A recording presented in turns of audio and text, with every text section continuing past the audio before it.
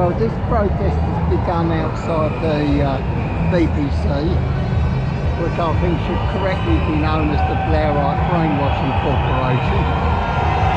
Usually this organisation censors events like this, even though we are forced to pay protection money if we want to watch televised news, which seems to be a scam.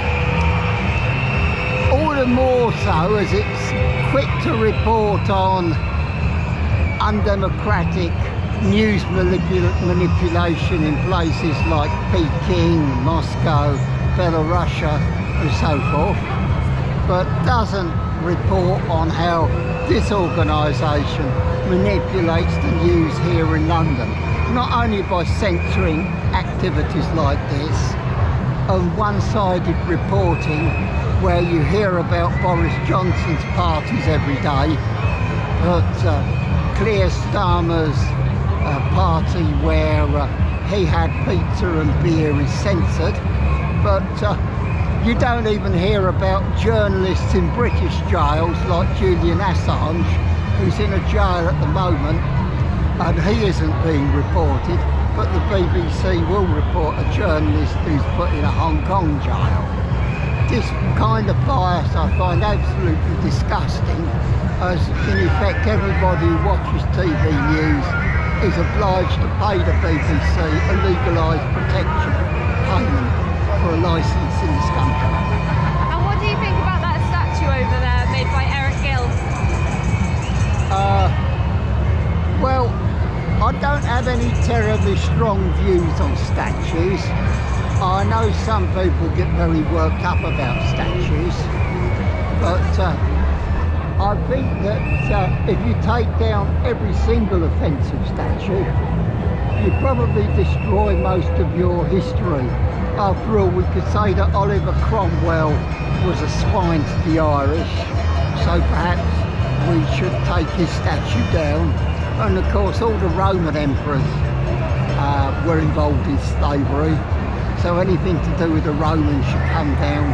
And of course the Normans, when they conquered this country, confiscated almost all the lands and reduced all the people here to a kind of slavery called serfdom, so there'd be no Norman statues either.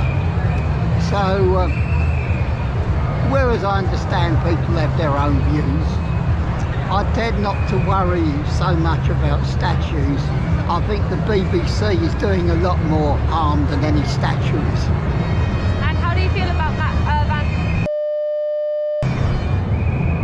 Well, I think it's very regrettable that we're having this compulsory, especially as we only hear one side of the argument.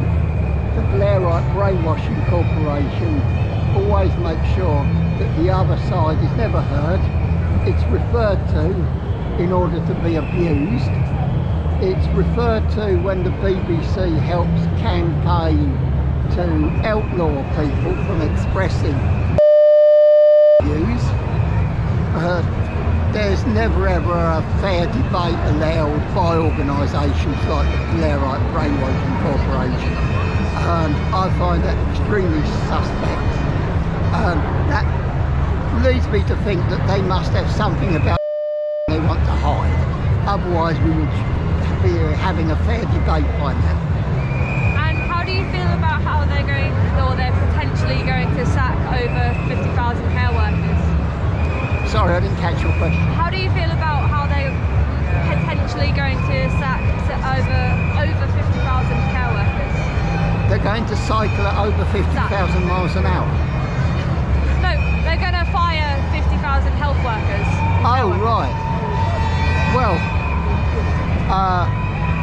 I thought the Nazis were condemned at Nuremberg for forced medication. There seems to be an attempt to force people to take medication. I'm not sure it's respecting people's human rights, and bearing in mind how relatively little nurses are paid compared to our politicians, I think that it'll be a silly measure that will greatly deplete the NHS's role in helping us look after our health care if they get rid of these nurses.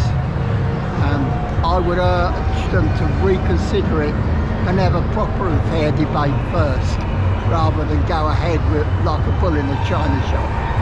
And how do you feel about the censorship in the media? I know you sort of touched on it, but more elaboration. Well, it's outrageous.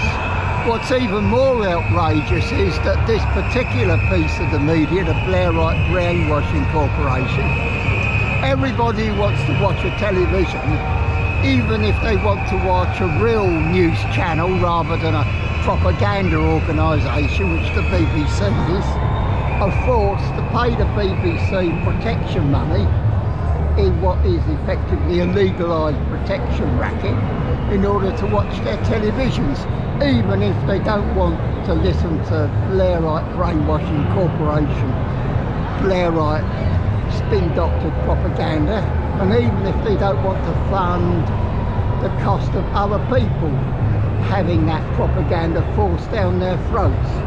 I'd have thought that Blair and his successful war criminals are earning so many millions that they could afford to fund their own propaganda sheet, just as Richard Branson funds his own propaganda sheet, The European, with his war criminal editor in it, Mr. Campbell, Alistair Campbell.